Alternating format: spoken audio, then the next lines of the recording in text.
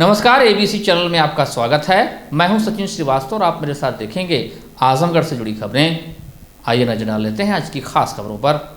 खबर के प्रायोजक हैं लाइफस्टाइल फर्नीचर बेलनाडी आजमगढ़। सभी प्रकार के फर्नीचर एवं इलेक्ट्रॉनिक सामानों की संपूर्ण रेंज उपलब्ध। और paradise International School Hirapatti Azamgarh. Admission open play group 2 class 10। सांसदों का निलंबन कर विपक्ष मुक्त सांसद और आईपीसी की धाराओं सहित तमाम कानून में बदलाव के जरिए देश को तानाशाही की तरफ धकेल रही है केंद्र की मोदी सरकार। इसके विरोध में इंडिया गठबंधन के राष्ट्रीय आह्वान पर तमाम कार्यकर्ताओं ने कुंवर सिंह उद्यान से आक्रोशपूर्ण मार्च निकाला। मार्च निकालकर नगर पालिका तिराहा होते हुए कलेक्ट्रेट पहुंचे लोग गृह मंत्री इस्तीफा दो, निलंबित सांसदों का निलंबन वापस हो और लोकतंत्र में तानाशाही नहीं चलेगी आदि नारा लगा रहे थे। कलेक्ट्रेट परिसर में पहुंचकर मार्च धरना में तब्दील हो गया और जिलाधिकारी आजमगढ़ के माध्यम से महामहिम राष्ट्रपति को ज्ञापन दिया। इंडिया गठबंधन ने भारतीय जनता पार्टी की सरकार को सत्ता से बेदखल करने के लिए संकल्प लिया।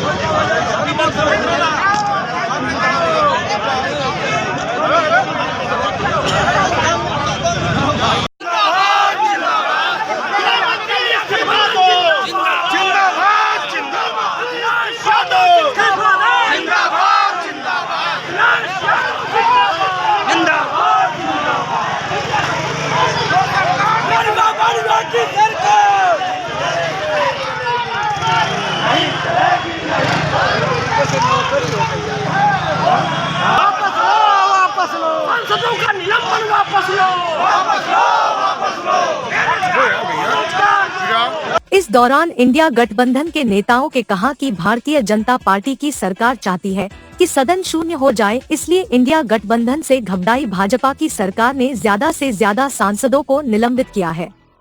भारतीय जनता पार्टी की सरकार संविधान व लोकतंत्र को समाप्त करना चाहती है और एक छत्र राज्य स्थापित करना चाहती है, परंतु ऐसा संभव नहीं है।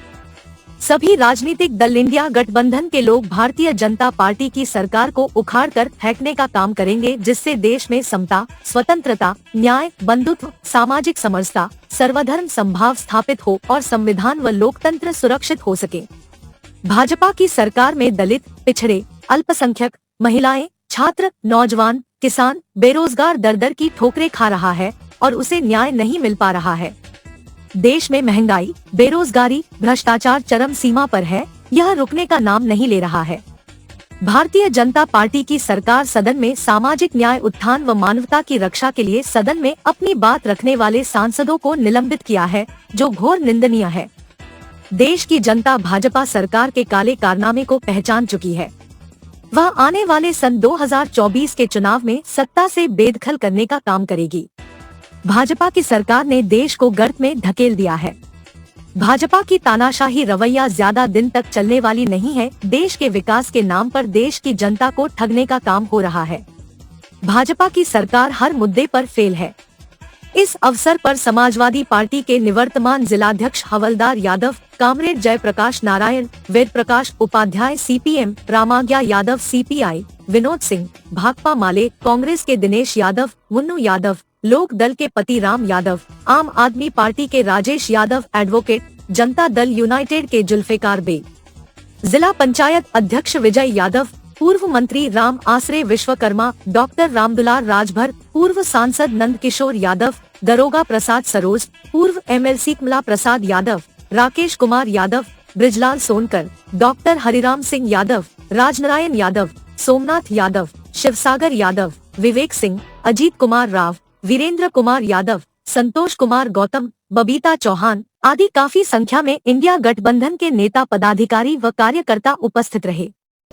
के बैनर तले आजमगढ़ के सभी दल के सदस्यों ने यहाँ पर 142 सांसदों के सरकार द्वारा जो निलंबन किया गया है सदन से, उसके खिलाफ यहाँ पर धरना प्रदर्शन हुआ है। और इस कार्यक्रम में आम आदमी पार्टी ने भी बढ़ चढ़ कर हिस्सा लिया है, समाजवादी पार्टी ने, कांग्रेस ने, जनता दल यू ने, कम्युनिस्ट के सारे जो उनके अंग हैं उन सारे लोगों ने यहाँ पर आकर के धरना प्रदर्शन किया है। और महामहिम राष्ट्रपति महोदय को संबोधित ज्ञापन आज यहाँ सौंपा गया है। क्या मांगे हैं आप लोगों की? हम लोगों की मांगे हैं कि ये जो निलंबन हुआ है ये अवैध है और सरकार को आकर के जो दुनिया की सबसे बड़ी इमारत सरकार ने बनाई है, मोदी जी ने बनाई है, उसको कैसे भेद दिया गया, इस पर हम जवाब चाहते हैं। दीवानी बार एसोसिएशन के नवनिर्वाचित पदाधिकारियों को शुक्रवार को समारोह पूर्वक शपथ दिलाई गई। इस अवसर पर मुख्य अतिथि बार काउंसिल ऑफ इंडिया के सह अध्यक्ष श्रीनाथ त्रिपाठी ने नवनिर्वाचित पदाधिकारियों को शुभकामनाएं देते हुए कहा कि बार और बेंच दोनों एक दूसरे के पूरक है। इन दोनों के सामंजस्य से ही न्यायपालिका की गाड़ी सुचारू रूप से चलती है। विशिष्ट अतिथि प्रदेश बार काउंसिल के सदस्य देवेंद्र मिश्र नगरहा तथा जय नारायण पांडे ने भी नवनिर्वाचित कार्यकारिणी को बधाई देते हुए बार काउंसिल की तरफ से पूरे सहयोग का आश्वासन दिया। समारोह की शुरुआत में एल्डर कमेटी के चेयरमैन शिव गोविंद यादव ने अध्यक्ष पद के लिए अशोक कुमार पांडे तथा मंत्री पद के लिए आनंद श्रीवास्तव ने शपथ लिया।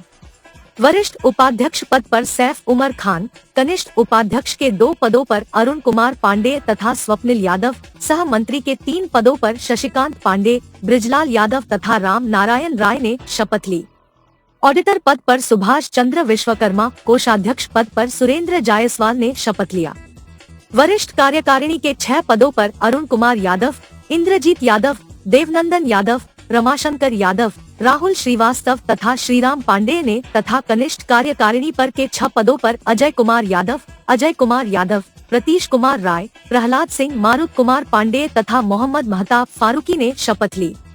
इस अवसर पर विशिष्ट अतिथि कलेक्ट्रेट बार के मंत्री उदयराज यादव, भाजपा के लालगंज जिलाध्यक्ष सूरज श्रीवास्तव, अखिलेश कुमार मिश्रा उर्फ Guddu, Ghanshyam Patel, central bar association के पूर्व अध्यक्ष शत्रुघ्न सिंह समेत बहुत से अधिवक्ता व गणमान्य नागरिक उपस्थित रहे। आजमगढ़ के शहर कोतवाली क्षेत्र के बाग लखराव पुल से रंगदारी मांगने वाला 25,000 रुपए का इनामिया हिस्ट्री शीटर शुक्रवार को गिरफ्तार कर लिया गया है।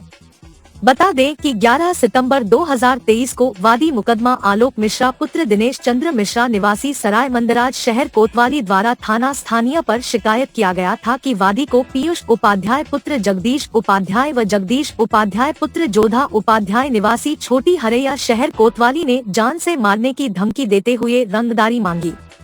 पुनः धमकी देते हुए 26 नवंबर 2023 तक 3 लाख रुपए रंगदारी नहीं देने पर जान से मारकर खत्म कर देने की धमकी दिए, जिसके आधार पर थाना स्थानीय पर धारा 386 आईपीसी पंजीकृत कर विवेचना प्रारंभ की गई। पूर्व में अभियुक्त जगदीश उपाध्याय को अवैध तमंचा व 6 कारतूस के साथ गिरफ्तार कर जेल भेजा जा चुका है। शुक्रवार को प्रभारी निरीक्षक शशिमौली पांडेय मय हमरा द्वारा मुकदमा उपरोक्त से संबंधित जगदीश उपाध्याय के पुत्र अभियुक्त पीयूष उपाध्याय उम्र 29 वर्ष को मुखबिर की सूचना पर बाग लखराव पुल से गिरफ्तार किया गया, जिसके पास से देशी कट्टा 315 बोर व 2 जिंदा कारतूस 315 बोर बरामद किया गया। गिरफ्तारी व बरामदगी के आधार पर थाना स्थानीय पर धारा 3/25 शस्त्र अधिनियम पंजीकृत कर गिरफ्तार अभियुक्त का चालान कर न्यायालय भेजा गया। मरीजों को टैबलेट देने से पूर्व नर्सिंग की छात्र छात्राओं को टैबलेट की सौगात दी गई है। जी हां, इसी संदर्भ में शुक्रवार को वेदांता स्कूल ऑफ नर्सिंग लक्ष्मीरामपुर के प्रांगण में उत्तर प्रदेश सरकार की कौशल विकास योजना के तहत वेदांता स्कूल ऑफ नर्सिंग की जीएनएम 2019-20 बैच एवं एएनएम 2020-21 बैच की 79 छात्र छात्राओं को टैबलेट वितरित किया गया, जिसमें मुख्य अतिथि एवं विशिष्ट अतिथि के रूप में doctor Vipin Yadav MS gynaecologist व पूर्व CMO general surgeon doctor Nirmal Srivastava ने छात्र छात्राओं को लक्ष्य निर्धारित कर पढ़ाई करने का आह्वान किया। उन्होंने कहा कि परिश्रम सफलता की कुंजी होती है, बिना परिश्रम के लक्ष्य को प्राप्त नहीं किया जा सकता है।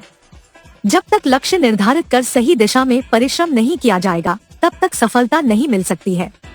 वेदांत स्कूल ऑफ नर्सिंग के निदेशक विशाल जायसवाल ने बताया कि सरकार के द्वारा छात्र छात्राओं की पढ़ाई को बढ़ावा देकर टेक्निकल एक्सपर्ट बनाने की योजना के तहत टेबलेट वितरण किया गया। इस दौरान MS gynaecologist doctor Swasthi Singh, MS gynaecologist doctor Ritu Atriwal, anaesthetic doctor AK Singh, संस्था के चेयरमैन डॉक्टर शिशिर जायसवाल, सेठ एमआर जयपुरिया स्कूल के निदेशक आलोक जायसवाल ने छात्र छात्राओं को टैबलेट वितरित किया। यहाँ पे जो है टैबलेट वितरण का कार्यक्रम का आयोजन हुआ है, जिसमें हमारी doctor Vipin Yadav senior gynaecologist, doctor Swasthi ma'am, doctor Ritu Atriwal ma'am, doctor Nirmal Srivastava, doctor AK Singh anaesthetic sir and Vedanta group के चेयरमैन डॉक्टर शिशिर जायसवाल द्वारा जो है टैबलेट वितरण का कार्यक्रम किया गया है।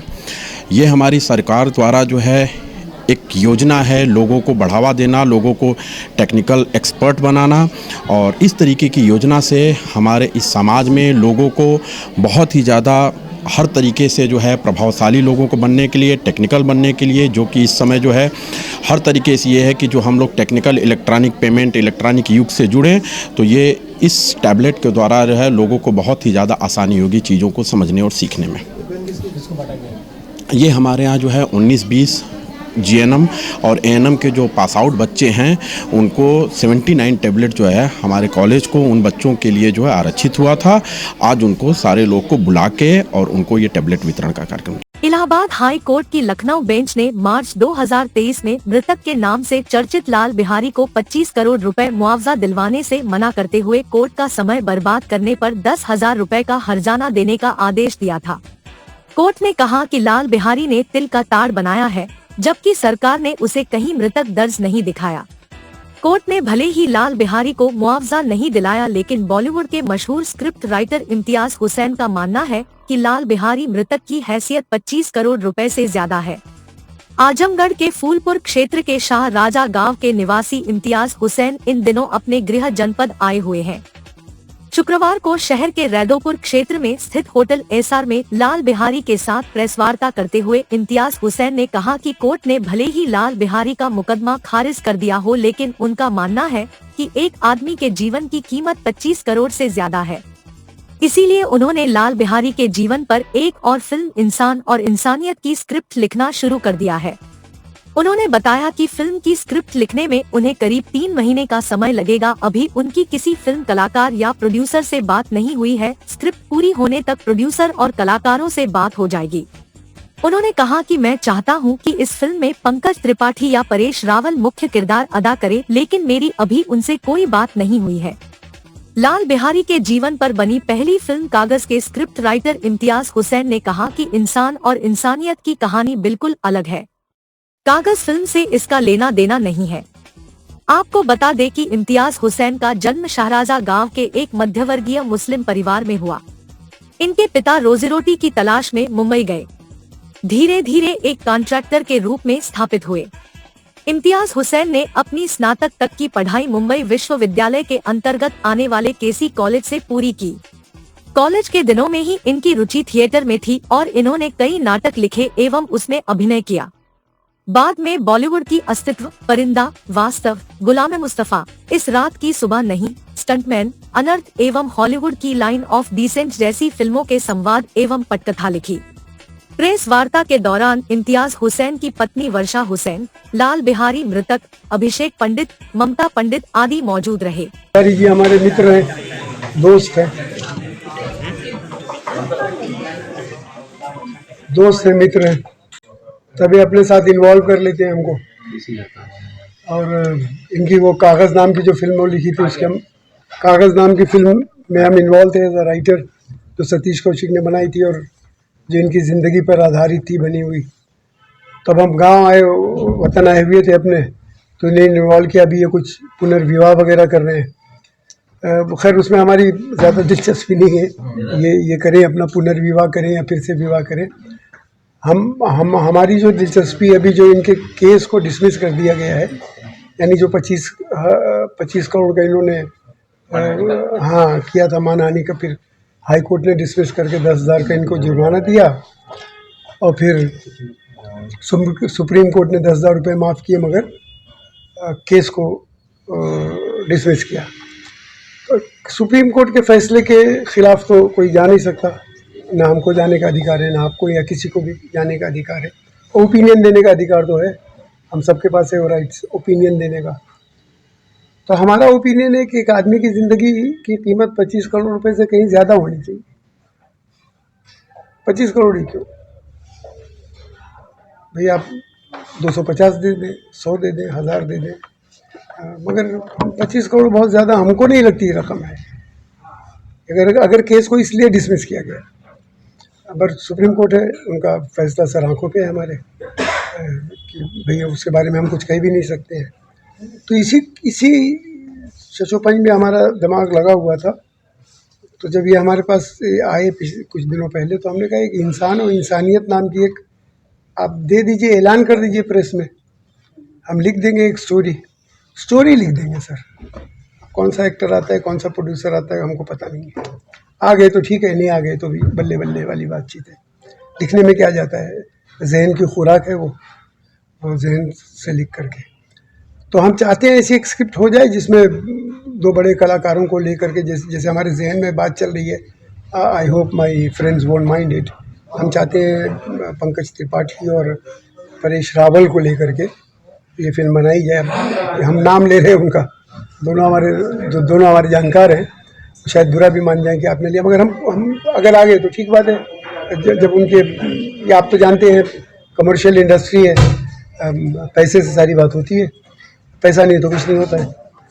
तो जब रुपए वगैरह का इंतज़ाम हो जाएगा तो मेरे ख्याल से वो फिल्म बन जाएगी, और हमको ऐसा लगता है कि अच्छी फिल्म बनेगी जिस तरह हम सोच रहे हैं। अब उसका जिक्र तो हम नहीं कर सकते आप लोगों के सामने कि हम क्या सोच रहे हैं, कैसे लिखना चाहते हैं उसे। कहानी तो नहीं बता सकते आप लोगों को, जिक्र कर देंगे तो फिर पता नहीं कहाँ चली जाएगी कहानी, उड़ जाएगी, इसलिए नहीं, मगर फिर भी। तो इसीलिए हम यहाँ आए थे। अब गांव में हमारे, हम यहीं शाहराजा के रहने वाले हैं, आजमगढ़ के, यहीं पैदा हुए थे। हमारी माँ तो बिल्कुल अंगूठा छाप थी।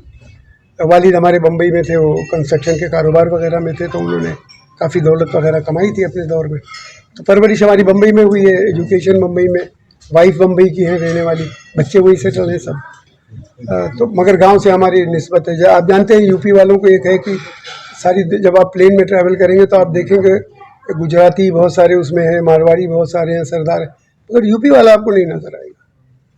उसको जब छुट्टी होती है ना तो गांव जाता है, अपने खेतों के पास जाता है।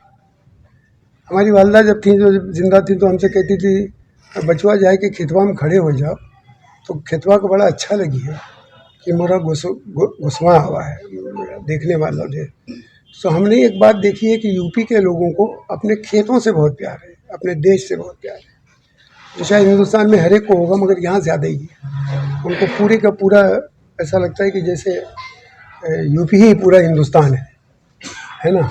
तो हम भी उसी माहौल के पले बड़े हैं, यानी बम्बई वालों की ज़बान में भैया हैं, तो वो ठीक बात है। तो इसलिए इनसे हमारा दोस्ताना ताल्लुकात है इनसे। तो सर, इंसान और इंसानियत में नहीं, इंसान और इंसानियत में कागज़ की अगली कहानी नहीं, इनकी ज़िंदगी पर आधारित रहेगी। जाहिर बात है, इनकी ज़िंदगी पर एक इंसान की कीमत क्या 25 करोड़ रुपए होनी चाहिए या नहीं, पूरी ज़िंदगी की। एक सिंपल सी लाइन है इसकी, एक इंसान की कीमत, इन्होंने 25 और हम अपने जहन में ये बात सोचे हुए थे कि डिसमिस होने वाला है थोड़ी दे देने वाले थे, इनको दे दिया जाएगा तो इतने सारे लोग हैं, फिर हर 25 करोड़ रुपया मांगेगा। अभी पिछले दफ़ा हमने देखा कि किसी आदमी को 40 साल के बाद जीवित किया गया। तो हमारा अपना नज़रिया है एज अ राइटर कि एक इंसान की कीमत 25 करोड़ रुपया कम है।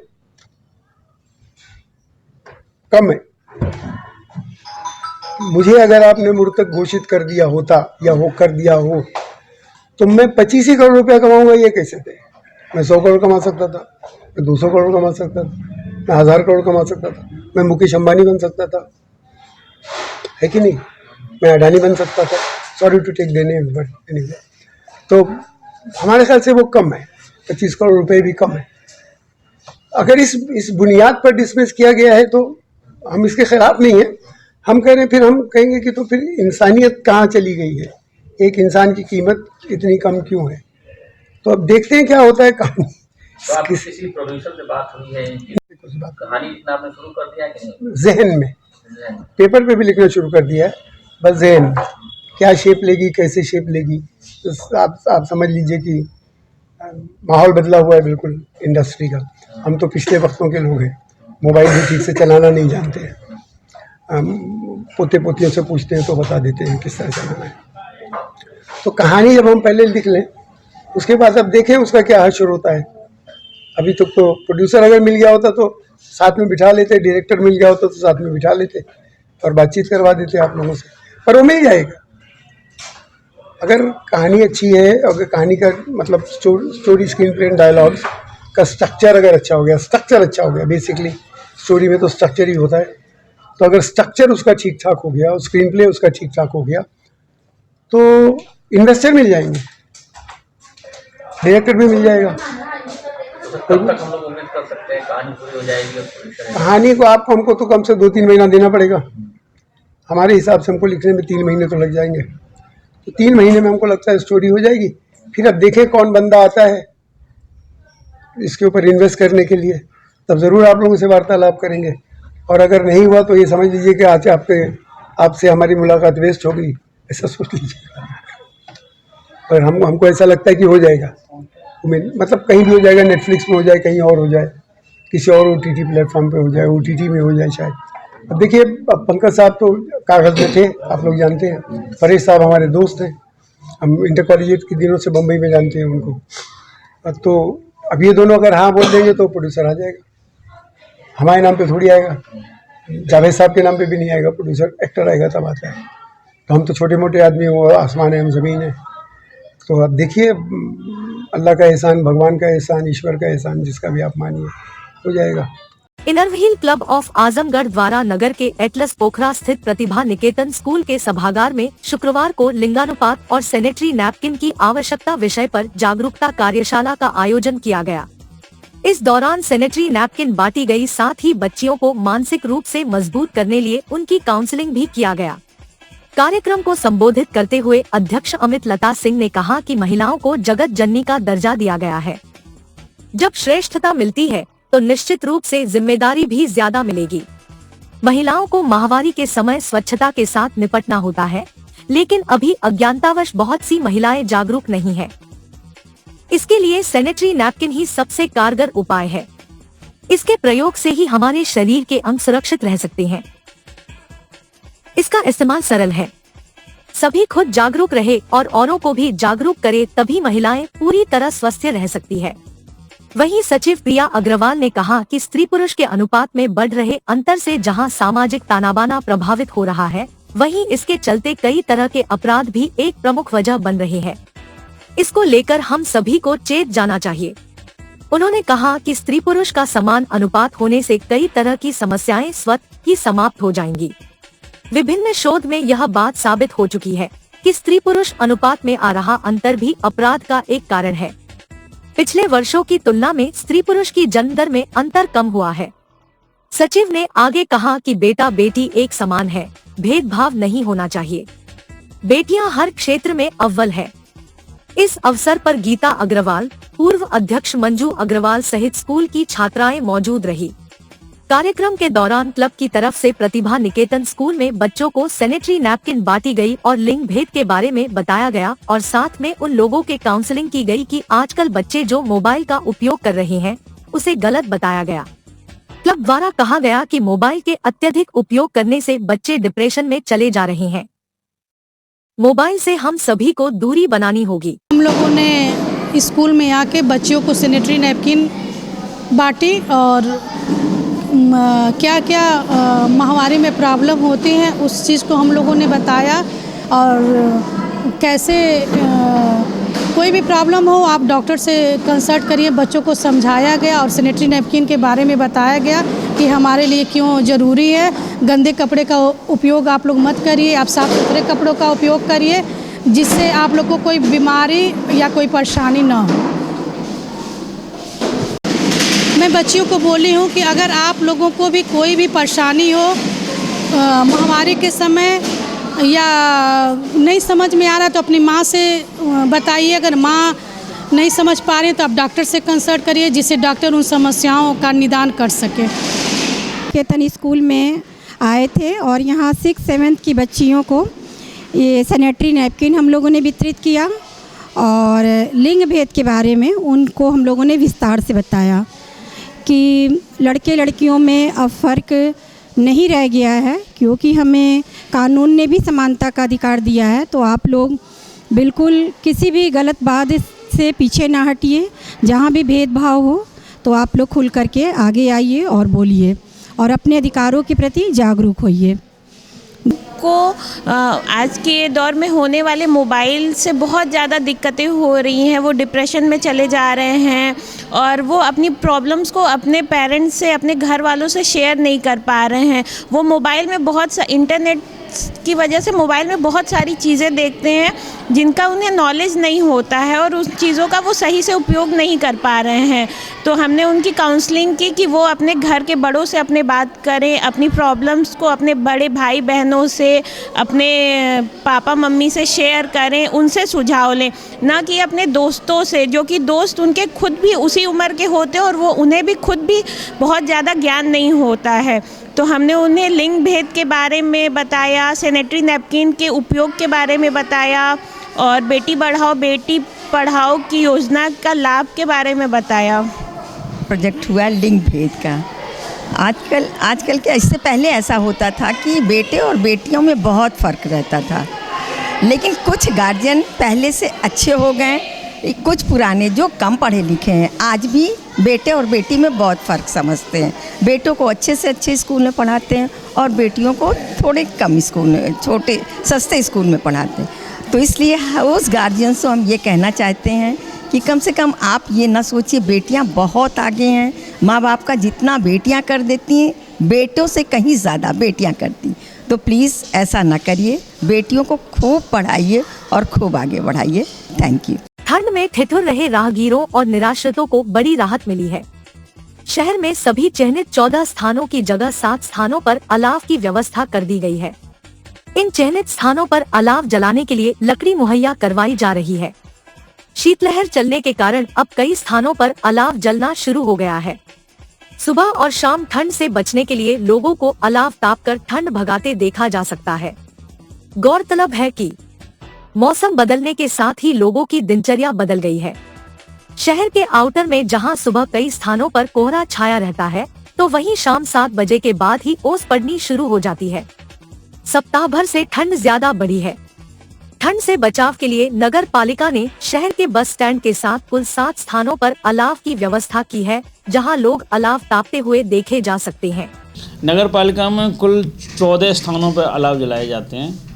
तो वर्तमान में अभी 7 जगह मुख्य स्थानों पर अलाव जलाए जा रहे हैं, जहाँ पर रेलवे स्टेशन है, बस स्टैंड है, महिला अस्पताल है, जिला अस्पताल में है, स्टेडियम के पास है और 2 रैन बसेरे हैं हमारे, वहाँ पे भी अलग अलग अलाव जल रहे हैं। तो जैसे जैसे ठंड बढ़ती जाएगी वैसे वैसे अलाव की संख्या बढ़ती जाएगी स्थान की। रैन बसेरों में क्या क्या व्यवस्था है?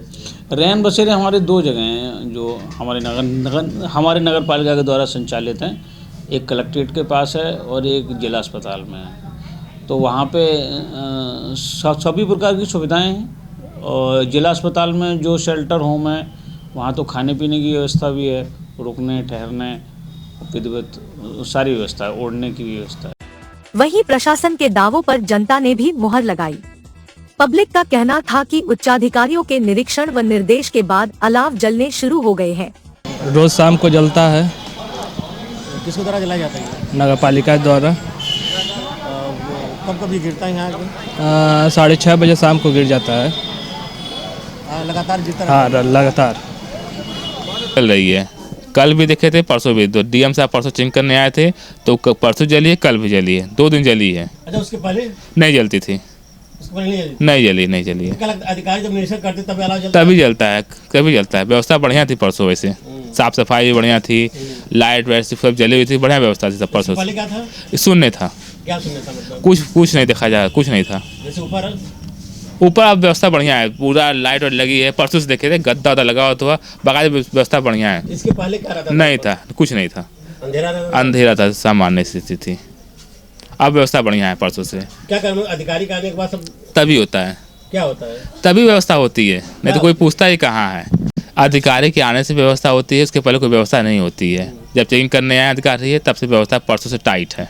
हाँ हाँ, फिर उसके बाद फिर अब देखिए फिर चेकिंग होगी, फिर होगी सामान्य, नहीं तो इसी तरह फिर होगी। हमें उम्मीद है कि व्यवस्था बढ़िया ही रहेगी। Paradise International School Hirapatti Azamgarh admission open play group to class 10 CBSE pattern English medium school in-house developed digital learning platform, true digital smart school, well qualified teaching staff, well designed composite science lab, fully equipped computer lab, fully furnished library, edge per CBSE standards, outdoor and indoor play facility for overall development. Our branch Kids Paradise Fun of Learning Playgroup section of Paradise International School to 100 plus design activity kits and play zone for Kids Paradise Playgroup section. Lifestyle furniture, Belnadi, Azamgarh. सभी प्रकार के furniture एवं electronic सामानों की भरपूर range उपलब्ध। हमारे यहाँ EMI की सुविधा 0% ब्याज पर उपलब्ध। इलेक्ट्रॉनिक सामानों में LED TV, refrigerator, washing machine, air conditioner, air cooler, deep freezer, water cooler, mixer juicer, iron, fan, induction, battery, inverter, electric geyser, gas geyser, आटा चक्की इत्यादि। फर्नीचर के सामानों में बेड, गद्दा, सिंगारदान, अलमीरा, sofa, table, chair, rack, stool, संदीली, सीढ़ी, डाइनिंग टेबल, झूला आदि। शादी विवाह की हो तैयारी या ऑफिस और घर के लिए सामानों की करनी हो खरीदारी, पहुंचिए लाइफस्टाइल फर्नीचर, बेलनाडी, आजमगढ़।